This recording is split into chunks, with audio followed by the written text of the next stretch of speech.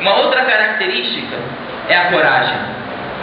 Aquele que adota o La ilaha illallah como método de vida, ele não é presa do temor, ele é corajoso.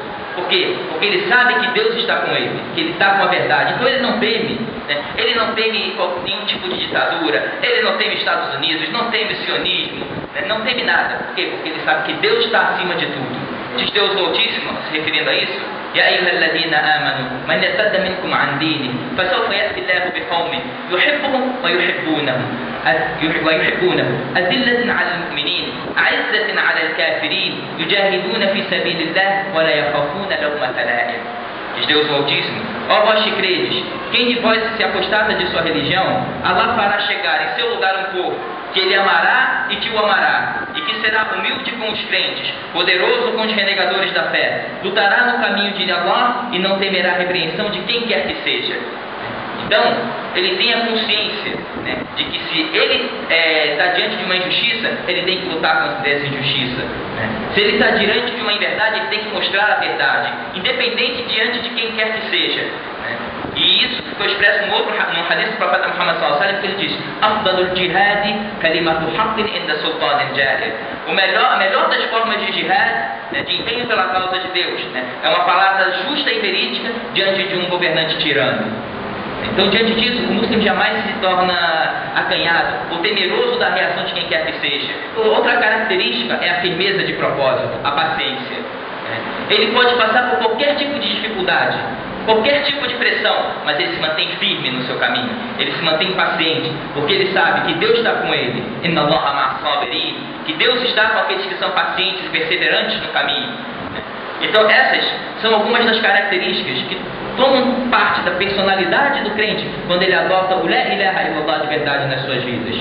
E então vamos ver alguns exemplos de como o La ilaha illallah fez com que pessoas se moldassem, se embelezassem com essas características. O primeiro exemplo: Bilal, um escravo abissínio que abraçou o Islã na época do profeta Muhammad sallallahu alaihi wasallam.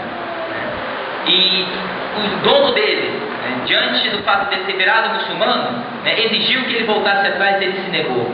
Então o que ele fez? Botou ele deitado no deserto, na areia escaldante do deserto, com uma pedra escura que absorve muito calor em cima do seu peito. Para quê? Para que ele abandonasse a sua crença. E qual era a reação dele? Que o La ilaha illallah entrou de verdade no seu coração. Era repetir a expressão Ahad, Ahad, Ahad, único, único, único. Ou seja, ele não abandonaria o Deus único por causa de nenhuma tortura, nada disso, porque Deus era maior para ele. A crença em Deus era mais forte em seu coração. Um outro exemplo: Imam Ahmad ibn Hanbal, quando ele se posicionou contra algumas inverdades que foram criadas no sentido de manchar a crença do Islã, ele foi preso e sofreu uma série de torturas e se manteve firme.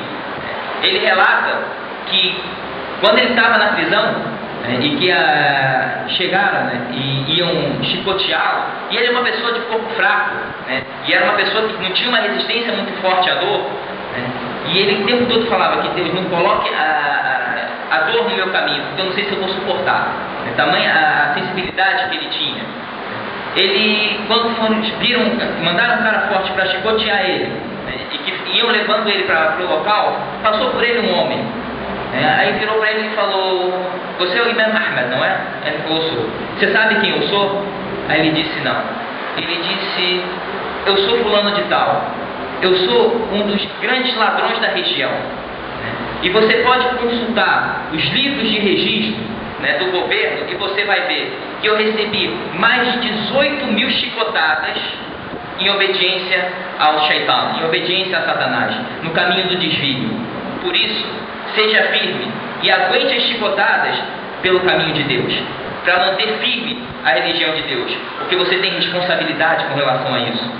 Ele falou: aquelas palavras soaram tão forte no meu coração que é como se eu não sentisse as chicotadas das minhas costas. E as pessoas, eu chegava a desmaiar, voltava e ainda recebia chicotada, e é como se eu não estivesse recebendo nada. Eu não sentia. Tamanha a força que teve aquelas palavras no meu coração. Tanto que depois que ele saiu da prisão, ele sempre fazia súplicas a Deus Altíssimo para que jogasse a misericórdia dele sobre aquela pessoa, que naquele momento deu a palavra que ele precisava para se manter firme diante das torturas. Um outro exemplo, Omar al-Mukhtar, um professor na Líbia, que quando a Itália entrou para conquistar aquele país, se posicionou firme contra a colonização italiana. Juntou um grupo de pessoas e começou a lutar contra o colonizador. Omar al-Mukhtar, com esse grupo de soldados, lutavam montados em cavalos, com armas precárias, enquanto o exército italiano vinha com tanques, e aviões e armas poderosas. Esse Omar al-Mukhtar se tornou um dos maiores inimigos da Itália na época. Ninguém conseguia chegar até ele. E ele era movido por quê? Senão pelo La ilaha illallah, por ter adotado La ilaha illallah de verdade na sua crença. Relata-se que quando ele estava perto de ser preso, ele foi acometido por uma febre muito grande, que fazia o seu corpo tremer, tamanha a febre. Então, o que ele fez? Ele pediu para os soldados que estavam junto com eles: me amarrem em cima do cavalo, para que eu não dê para trás na hora do combate, tamanha a febre que eu estou sentindo, tamanha fraqueza, e eu não posso fraquejar diante da minha responsabilidade junto a Deus o Altíssimo. Então me amarrem ao cavalo para que eu não desista de combater. E ele foi preso. E quando disseram para ele que ele ia ser morto pelo governo italiano, ele sorriu, porque ele sabia que ele tinha cumprido com o seu papel. E por mais que eles fizessem, Deus é maior, e Ele vai fazer com que a verdade prevaleça. Um exemplo mais recente, Sayyid Qutb no Egito, foi torturado por exigir a verdade do Islã. E quando chegaram para ele, quando ele tinha sido condenado à forca e tinha sido posicionado com a corda no pescoço, ele e aproximadamente 10 muçulmanos, veio um representante do governo chegar para ele e dizer: olha, diga que você errou nas suas falas, assina esse papel dizendo que você errou e pronto, você e essas 10 pessoas que estão com você vão ser libertas. Qual foi a resposta de Sayyid Qutb? Eu não vou perder a outra vida por uma mentira que vai estragar todas as gerações adiante. Ele tinha consciência que se ele voltasse atrás, o Islã provavelmente ia cair no esquecimento. Então ele se manteve firme. E na hora que foi enforcado, ele e os 10 morreram dizendo La ilaha illallah, numa única voz. Esses são exemplos de pessoas que entenderam La ilaha illallah, tiveram conhecimento e o La ilaha illallah entrou nos seus corações. Tinteiro foi feito e modificaram, causaram a verdadeira revolução neles. Então, irmão, se você tem medo ou tem receio de alguma coisa no que se refere à aplicação do sistema que Deus revelou, procure criar uma fraqueza no seu entendimento do La ilaha illallah.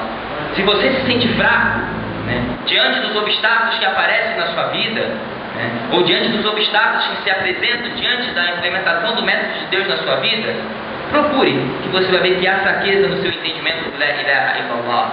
Porque aquele que tem o entendimento correto do La ilaha illallah, ele é forte, ele é corajoso, ele é firme diante dos seus propósitos. Aquele que entende o La ilaha illallah de verdade, ele passa a entender, a glorificar a Deus o Altíssimo. Ele passa a agradecer a Deus o Altíssimo. E passa a ter consciência de que Deus é maior do que tudo. Com isso, ele passa a ser um wali, um amado e protegido por Deus o Altíssimo. E como foi descrito por Deus no Corão, são aqueles alladhina amanu wa kanu yattaqun, são aqueles que creram e temeram a Deus.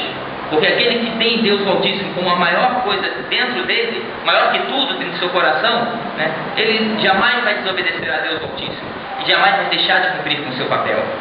E se acaso ele escorregar, ele vai se voltar imediatamente para Deus o Altíssimo, arrependido. E quando isso acontece, você concretiza os dizeres de Deus o Altíssimo: Qul inna salati wa nusuki wa mahyaya wa mamati lillahi rabbil alamin la sharika lah wa bidhalika umirtu wa ana awwalul muslimin. Diga: a minha oração, a minha devoção, a minha vida, a minha morte pertencem a Deus único, sem parceiros. E é isso que me foi ordenado, e eu sou o primeiro dos muçulmanos. Esse passa a ser o slogan de vida da pessoa que carrega o La ilaha illallah de verdade no seu coração.